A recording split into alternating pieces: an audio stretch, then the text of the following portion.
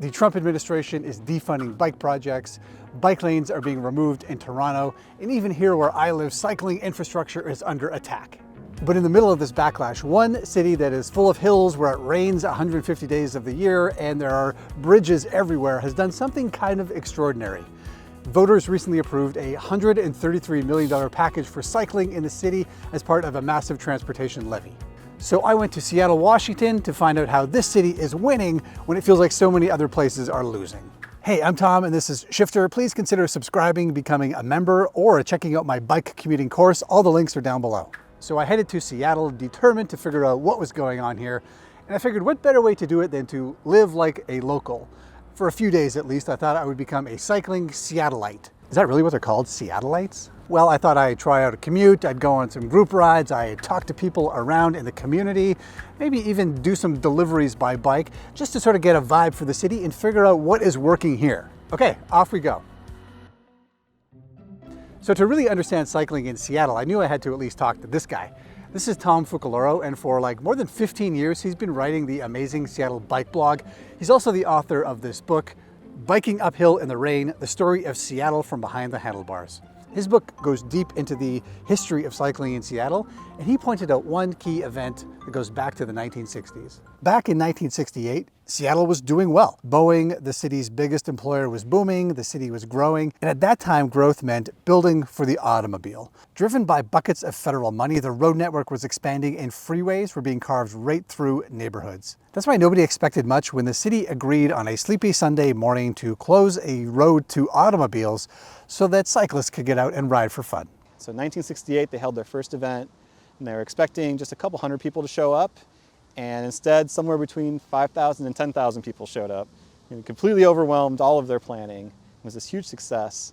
Bicycle Sunday revealed something hidden in Seattle. Here, in an era when most people thought the automobile was the future, there were thousands of people who wanted a place to ride their bikes safely and comfortably. I mean, lots of cities have had big bike events in their history, but something about this moment in Seattle really stuck. One of the lasting impacts of this event was that all those people who showed up to bike together, they realized that there were a lot of them and that they should probably get organized and start asking for things.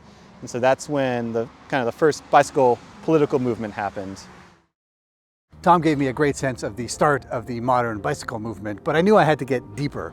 I mean, you can't spend much time here without recognizing that there are a lot of people on bikes and there are some pretty good bike lanes here as well. Which got me wondering, what are the most important routes for Seattleites?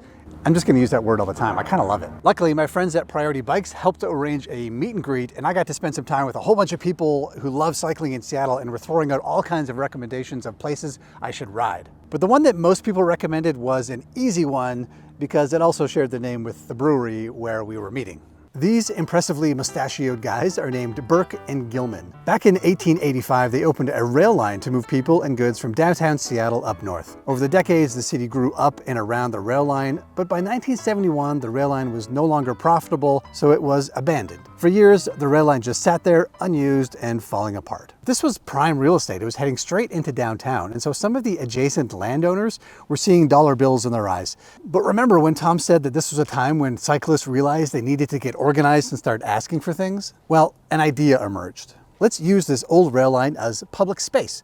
Let's turn it into a trail that can be used by everyone. This seems like a no-brainer today, but this was a time when rail trails were not a thing. They just did not exist. I mean, this wasn't even a beloved idea right off the bat. Those adjacent landowners thought it was a crazy idea, but trail advocates, outdoors people, and yes, cyclists came together again. And on August 19th, 1978, the first section of the Burke-Gilman Trail opened.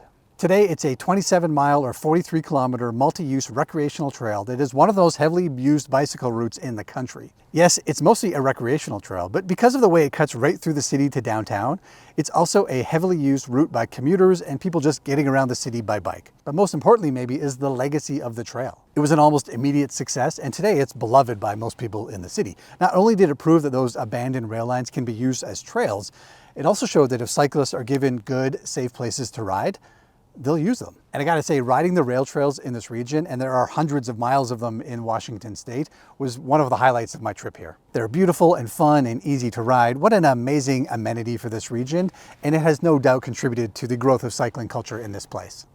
Okay, so we discovered another seminal moment in cycling history in Seattle. But part of my reason for coming here was because I signed up for this long group ride from Seattle to Vancouver, and I was really excited about it.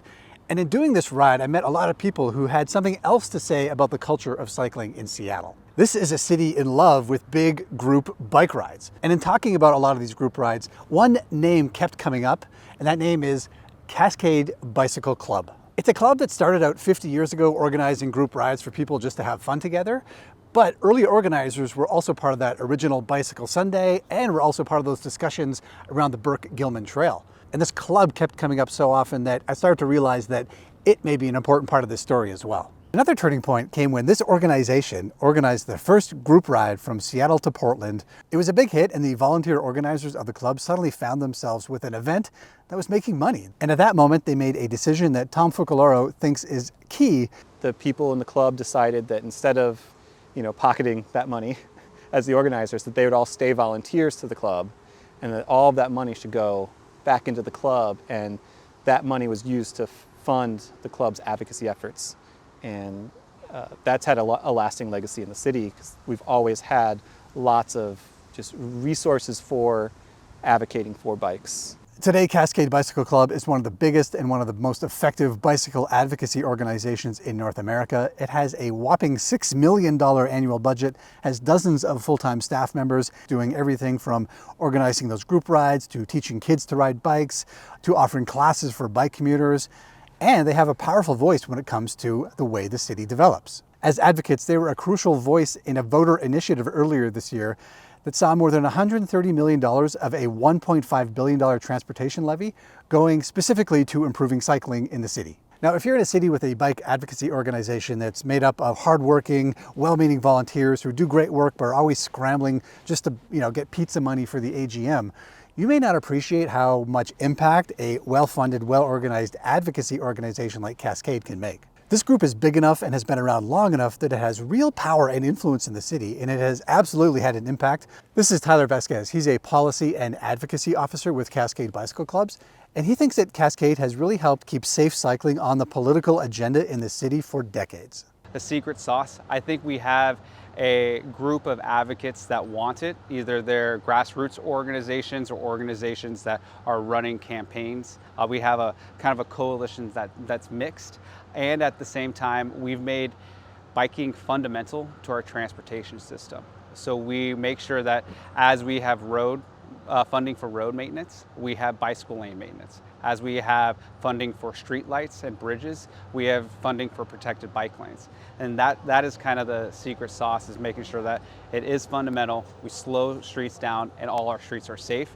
And a tool to do that is bicycle lanes. So you can see this advocacy work in things like the city's network of bike lanes, which is pretty good, including this gorgeous new bike route down on the city's waterfront. Cascade's focus on safe cycling really struck me because that kind of messaging isn't always what you hear from bike advocacy groups. Often the conversation around cycling devolves into polarizing arguments about parking spaces and traffic congestion and climate change. And this was and certainly is the case in Seattle occasionally too, but when I asked Tom about this focus on safety, he pointed back to a horrible series of events in the 2010s at a time when these polarizing arguments may have been at their peak. In the media, like whenever a bike lane would be proposed, you'd hear, oh, it's a war on cars, Seattle's waging a war on cars. And that was sort of this, for a couple of years, this narrative. Like anytime we tried to do anything to make biking easier, that's the phrase that would get thrown back. But then in 2011, 2012, that really changed. There was this really key pivotal moment, and unfortunately it was because of some tragedies. There was this 3-month period in 2011 where 3 different people died in 3 completely different bike collisions. This was a horrible time for the city, of course. 3 cyclists dying within 6 weeks, including one who crashed on a poorly marked hazard on a marked bike route that had been a known hazard for years. Tom says those deaths really struck a nerve in the city at the time.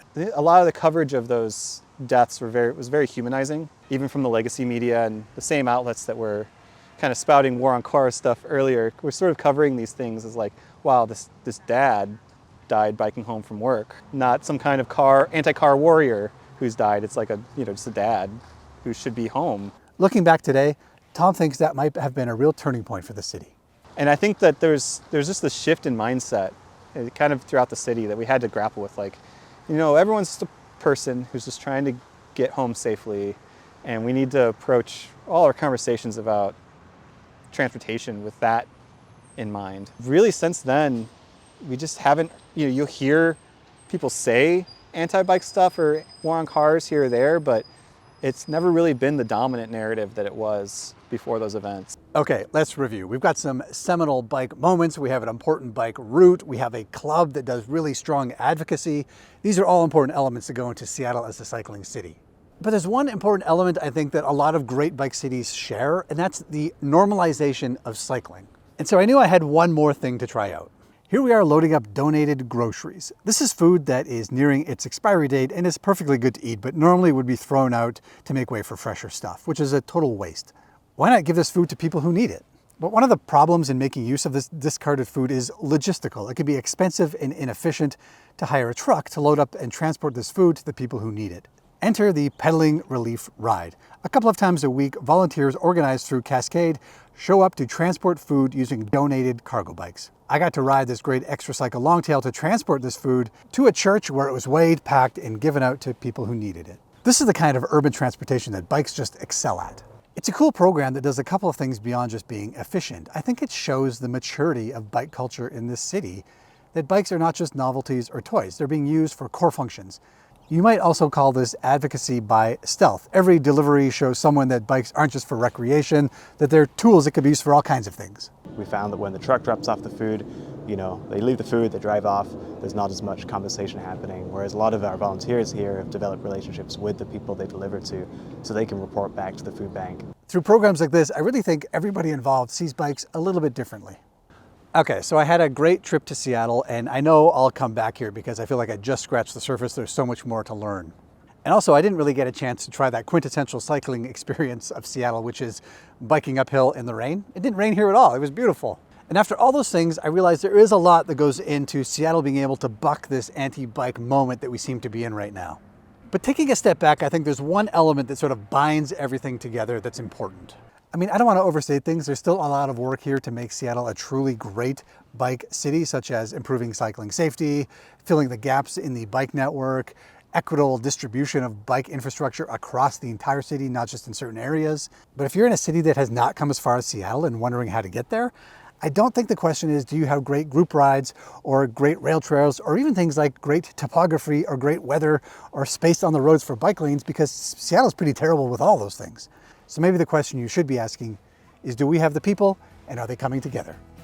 Thanks for watching. I'll see you next time.